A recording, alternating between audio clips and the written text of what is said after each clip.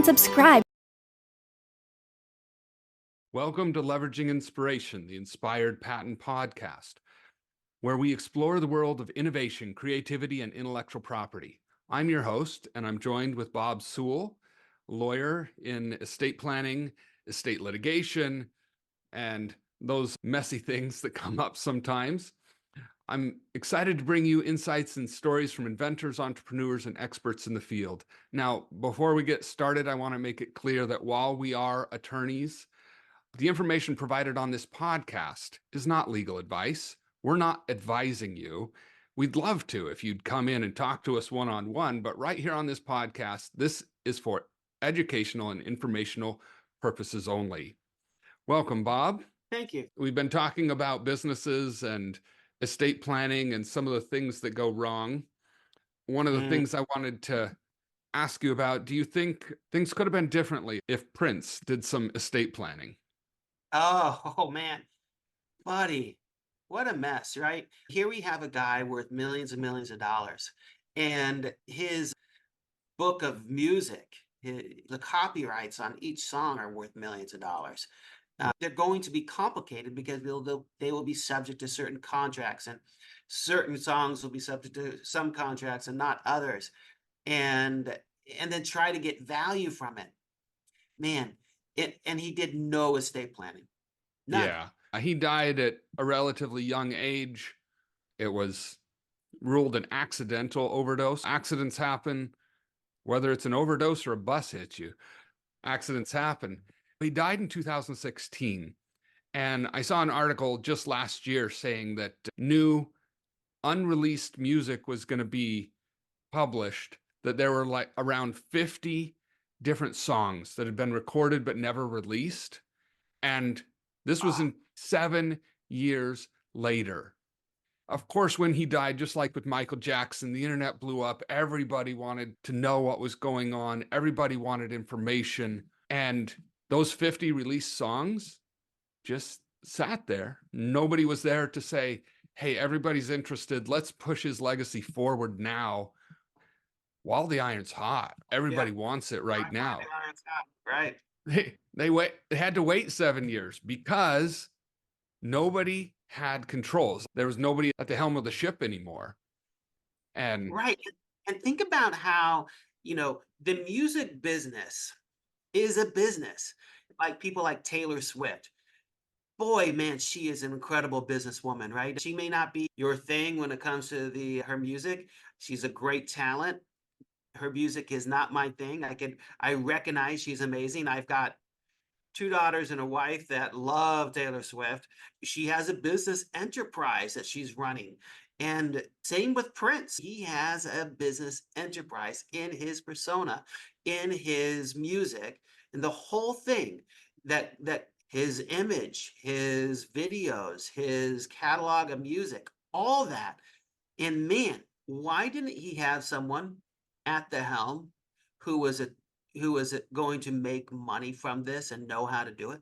Why not? Why didn't he have someone who's going to take advantage of the situation? It sounds terrible. He's dead, right? People should be mourning, but the fact is, it's an asset. And he wasn't. He viewed himself as a business, and he understood. Yeah, he understood. He met with lawyers. He had to work with all the contracts, all the stuff that you have to do in the music industry. And yeah, that was his life. Part of his life was dealing with lawyers, but he never, if he did it, nobody ever found it. If he did estate planning. If I was a music, first of all, let's do some stereotyping here, okay? Okay. The person who is a creative, a true creative, it is very hard to find a true creative who is also an excellent business person. You put all your time, your energy, and passion into being creative. You're not going to be a boring attorney like you and me, Wayne. Come on, right? We do homework for a living, right? No, we sit at our desks and read and then write papers. Exactly. We write term papers every day. That's what we do. How boring is that? But really, if I was Prince, I'd have a trust and I'd have an LLC, limited liability company, and I'd have a limited liability partnership. And I would work with these things to force the right valuation for my assets. Because you're going to think about that. What is his song catalog worth? 50 million Yeah. bucks? Now you got attacked. The first 12 million is protected, but what about the rest? Protected from the estate tax, but everything after that, man, he's going to get hit. There's ways to reduce the value of that, but retain the asset. Did he take advantage of those ways? And of course not. And then who takes over? Your ne'er Right. do well son that hasn't done jack his whole life? Not saying I have no idea what his son was like or if he even had a son, but you get the point. Who's going to manage these and who's going to run the enterprise? Because if I had children and I loved my children and I wanted them to enjoy the fruits of my labor for a generation or two or three or four, whatever it is, or whatever my plan is, maybe I have charity that I love, a charity that I want to enjoy the fruits of my labors. Well, man, that can be taken care of if we're smart and if we plan. And so 7 years of litigation and the taxes, I'm sure took a huge hit. The assets are still there. And so now, coming up on 8 years later, now I think things have settled down and they can start to focus on releasing music and sharing his legacy. But in the Oh, meantime, his house got sold so that taxes could get paid for it. Multi-million-dollar house where he lived, where everything happened for him. His kids don't get to enjoy that. So, yeah. yeah, and maybe he wouldn't have wanted to, if he thought properly through this, maybe he wouldn't have wanted just a constant fight about the assets. Because these assets have an enduring legacy. And unless they go and they sell all the assets into a catalog, I am Right. taking my catalog of music and my persona, and I'm going to sell all that. My estate sells all that to Wayne Carroll, the music mogul, right? I could do that, and then I would take that asset, the cash, and that would be the legacy. But if I wanted the legacy to remain in the family, or maybe provide a annuity for life or something like that, I'm going to need a plan, and I'm going to need the right managers and the right words in place in my trust and my will, and to make sure that it doesn't just become the gift for attorneys. And there Yeah. are, right? The real winners in that estate were the attorneys. Yeah. And that's sad because I'm sure he didn't Wait, love wait, wait, attorneys wait, that wait. much. Wayne, it's not sad. Oh, We need to thank Prince for helping us out. he helped lots of attorneys meet their quotas for billable hours. Right, that's what he did. There is a famous book by Charles Dickens, and Charles Dickens, apparently he did not have a favorable impression of the courts of chancellery. And the courts of chancellery handled probates, among other things.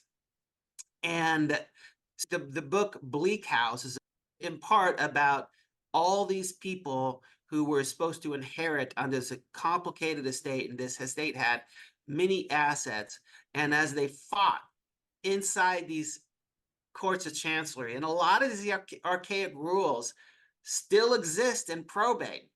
Mm, And as they fought about these assets, these various beneficiaries and potential beneficiaries, the estate went smaller and smaller because the attorneys yeah. keep. And by the time the thing ends, the way it ends is it runs out of money. Yeah. That's what I think at one point you said, hey, it's like suing yourself. It really is, because the pot is only so big.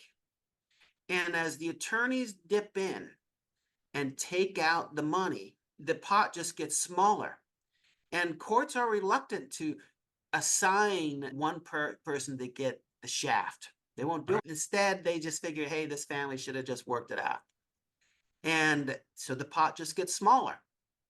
So you've sued yourself. So congratulations. We have to be mindful of that as attorneys as we talk to our clients. Hey, do you really want to do this? Yeah, I Sometimes it, understand you've done a lot more mediation lately in order to try to help people solve that issue. We can spend the estate fighting, and if what you want is your legacy is a quote win, then Mhm. no money, then okay, hand it Yeah, over. I'll take your money. I had that problem. It was old man deeded the house before he died to his friend, right? And his friend she says, yeah, he gave it to me in sound mind. Of course, he wanted me to have it. And the heir said, what are you talking about? You unduly influenced him. And we fought and we start to fight, start to duke it out. The house is worth X. If I go to all the way to trial and prove the case and win, that's never a guarantee. It's going to be X minus whatever my attorney's fees are. Yeah. And in Arizona, as well as most states in the union, we follow what's called the American rule on attorney's fees. And so if there's no statute that would grant you attorney's fees, then the court doesn't award attorney's fees. This is opposed to the English rule. And the English rule is the victor gains attorney's fees and costs. American, we bear our own attorney's fees unless the statute says otherwise. So that's the general rule. It's called the American rule. Now, what that means is, and if I got a limited pie, there's a point of diminishing return. And because of the cost of litigation. And it's an incredible problem we got to think about as attorneys. Are we better off to settle? And in that particular case, I said, yeah, you're better off to settle because by the time you pay me, I can't do more. And so I know what it's going to generally cost to get through litigation. And so I say, hey, the general cost is this is what we should bank on. So we know you could pay X at minimum. And then you got to factor in risk. Mediation, very important in a probate litigation, estate litigation issues. Yeah. Thank you for joining me. That's all the time we have for now. I did want to mention that Bob has his own podcast called Is That Even Legal? And he has some podcasts, including Suing Over Poo, How to Get Your Neighbor to Shut Up, The Too Noisy by Law, Title Theft, Someone Stealing Your House, Revenge Porn, Pet Trusts, and Does Your Lawyer Need to Be a Jerk? So if you want to hear any of those plus a whole bunch more, you can go over to his podcast. You can find a link to his podcast on his website, davismiles.com. You'll look at Bob Sewell's profile there, and this will be on leveraginginspiration.com. So thanks for joining us, and thank you, Bob.